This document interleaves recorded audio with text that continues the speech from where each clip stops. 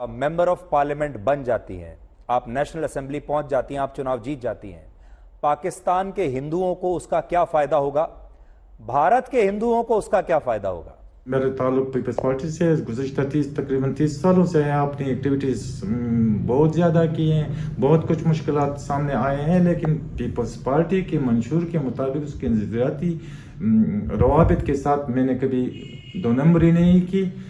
अब ये तो 100% है कि डॉक्टर सवेरा जो है, जो मेरी बेटी है, वो कागजात नामजदगी दाखिल कर दें। हमने दाखिल किए हैं और ये इसमें कोई शक नहीं है कि उसको टिकट जरूर मिलेगा। ये रकेल, डॉक्टर फिजा जैसी जो लोग हैं, ये देखिए ये सब बेनकाब होंगे और ये सब जो है, ये सबको जूते पड़ेंगे सड़कों पर। मजम्मत करती हूँ बीएलए की, आप क्या अपने स्टेट की मजम्मत करती है? आप मेरे सवाल का आप बोले क्या मजम्मत करती है? आप इतनी हाइपर क्यों हो रही हैं? उन्होंने हमारे साथ इस तरह का सलूक किया और बाद में कैमरा छीनने की भी कोशिश की गई और उनका ये जो रवैया था यकीनी तौर पे आपके सामने, आप खुद फैसला कर सकते हैं।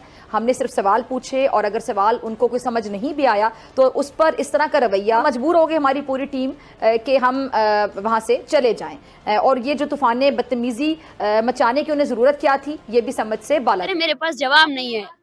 आप समझते हैं बलूचिस्तान में एक बंदा जो है ना मैट्रिक की तालीम तक नहीं पहुंच सकता है। बलूचिस्तान जैसे बदबख्त इलाके में अगर कोई पीएचडी तक पहुंच जाए आपकी यूनिवर्सिटी में और आप उसे उठा कर ले जाए, 4 दिन से उसका कोई ट्रेस नहीं है, थाने ठिकाने हम उसे ढूंढ रहे हैं। अगर आप लॉलेसनेस देखना चाहते हैं स्टेट की ना तो देखें। और ये माइक लेके कौन खड़ी है? आईएसआई की रकेल। ये आईएसआई की रकेल ये कहीं भी पहुंच जाती है। ये जब भी कोई लोग अपना हक मांगने के लिए निकलते हैं, अपने प्यारों के लिए, अपने भाइयों के लिए, अपने बेटों के लिए, अपनी बहनों के लिए जब कोई प्रोटेस्ट करता है तो आईएसआई जो है वो अपने रकेलों को आगे भेज देता है। 1947 में पार्टीशन के समय पे पाकिस्तान में तकरीबन 20% हिंदू थे, अभी 1% से भी कम है। लेकिन फरवरी में जो 2024 में पाकिस्तान में चुनाव होने वाला है, उसमें एक सबीरा प्रकाश नाम की हिंदू लड़की चुनाव में खड़ा होने वाली है। सुधीर चौधरी ने सबीरा प्रकाश से इंटरव्यू लिया है। आप खुद देखिए कि सबीरा ने क्या बोला है कि पाकिस्तान में हिंदुओं के साथ क्या होता है। आपने 70 सालों से बलूचिस्तान में होने वाली नस्ल कुशी के खिलाफ जो है ना, आपने क्या रियासत से ये सवाल किया कि वो कंडेम करते हैं या वो नहीं करते? जो वायलेंस, जो कत्ल वारत आप लोगों ने बलूचिस्तान में जारी की हुई है, जो चेक पोस्ट आपने बनाए हुए हैं, जो आप लोगों ने बड़े बूढ़ों किसी को माफ नहीं किया, क्या आपने वो कंडेम किया? मैं आपसे ये पूछना चाहती हूँ। सारी चीजों को आप एक साइड कर दे। 3 दिन पहले औरतों को घसीटा गया आपके शहर में, आपके इस्लामाबाद में, बलूचिस्तान के किसी शहर में नहीं, कस्बे में नहीं, उनको घसीटा गया। उनकी चीखों से इस्लामाबाद का, शायद मैं बोलती हूँ, और दीवार जो है ना वो तड़प जाना चाहिए था। क्या आपने यही माइक जो है ना अपने जो है ना पुलिस अफसरान अपने स्टेट की मुंह में रखकर पूछा कि आपकी इसकी मजम्मत करते हैं या नहीं करते हैं? जो पड़ोसी देश की जो मीडिया है, ये सारी रमडी मीडिया है। ये वही करते हैं जो वहां के जो पीले पीले पतलूने पहन के जो घूमते हैं ना ब्लैक शीशों वाली गाड़ियों में, ये उनके हाथों बिके हुए पर्ची एंकर होते हैं। जिस तरह से इस्लामाबाद के अंदर उनके साथ सलूक किया गया, मेहर बलोच जो कि उनकी आवाज बनी, जिस तरह से पुलिस वालों ने उनको तशद्दुद का निशाना बनाया, आज बलोच ये कह रहे हैं कि हम ये जो इशू है यूनाइटेड नेशन के अंदर लेके जाएंगे। लेकिन जो बलोचिस्तान के अंदर हो रहा है उसके ऊपर पाकिस्तान क्यों चुप है? ज्यादातर मीडिया तो कवर ही नहीं कर रहा। किस बात का खौफ है, किस बात का डर? मैम, खौफ जो है वो भुट्टो का है। अच्छा। जो सब कुछ होता है ना पाकिस्तान में, वो हमारी अदालतें या हमारे पॉलिटिशियंस नहीं करते, वो हमारी फौज करती है। हमारी अदालतें जो है ना वो कठपुतली हैं। हम आपकी मुलाकात उस हिंदू महिला उम्मीदवार से कराएंगे जो पाकिस्तान के इतिहास में पहली बार वहां की नेशनल असेंबली का चुनाव लड़ रही हैं, यानी आम चुनाव जो पाकिस्तान में हो रहे हैं उनमें वो पहली महिला हिंदू उम्मीदवार हैं।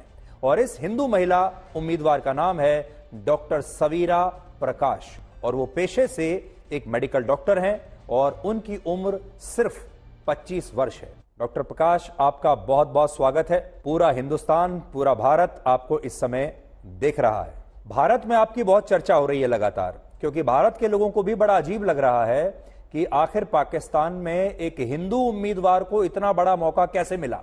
ये सीरियसली मतलब मैं ये जिस रीजन से मैं बिलोंग करती हूँ, जिस डिस्ट्रिक्ट से मैं बिलोंग करती हूँ, मैं सारा क्रेडिट इनको दे रही हूँ, क्योंकि मतलब सिर्फ एक ही आर्टिकल प्रिंट हुआ था और आया था ऑनलाइन, और मतलब उसको इतना ज़्यादा मतलब लोगों ने, जो यहाँ के जो मतलब जिस एरिया से, डिस्ट्रिक्ट से मैं हूँ, बुनेर से, तो इन लोगों ने इतना ज़्यादा सपोर्ट किया, इतना ज़्यादा मतलब यूनिटी टाइप शो की है कि वो मतलब इस लेवल पे अब पहुंच गया है। मतलब मैं सारा क्रेडिट यहाँ के लोगों को दे रही हूँ लिटरली, क्योंकि मैंने सिर्फ एक इंटरव्यू दिया था, एक आर्टिकल हुआ और उससे आगे मतलब इतना कुछ बन गया है। मेंबर ऑफ पार्लियामेंट बन जाती हैं, आप नेशनल असेंबली पहुंच जाती हैं, आप चुनाव जीत जाती हैं। पाकिस्तान के हिंदुओं को उसका क्या फायदा होगा? भारत के हिंदुओं को उसका क्या फायदा होगा? रिप्रेजेंटेशन मिल जाएगी, मतलब कि अभी भी मतलब मुझे इजीली अप्रोच कर सकते हैं। ये बात पहले भी मतलब की हुई है कि मैं मिडिल क्लास से बिलोंग करती हूँ, फिर वो वीक क्लासेस लगती है ना, माइनॉरिटी भी और फीमेल भी, तो फीमेल्स भी मुझे अप्रोच कर सकती है विदाउट हेसिटेशन, माइनॉरिटी भी मुझे अप्रोच कर सकते हैं विदाउट हेसिटेशन, और हम मतलब इश्यूज मेरे साथ डिस्कस कर सकते हैं, शेयर कर सकते हैं। और मैं फुल ऑन अपनी तरफ से ट्राई करूँगी कि जिस चीज़ के लिए मैं खड़ी हुई हूँ, कि उस मतलब कि मैं हिदमत के लिए ही खड़ी हुई हूँ, तो कि मैं अपनी तरफ से मतलब फुल ऑन एफर्ट करूँ कि मतलब उस चीज़ को फिक्स करूँ, ट्राई करूँ, इशू को रिजॉल्व करूँ।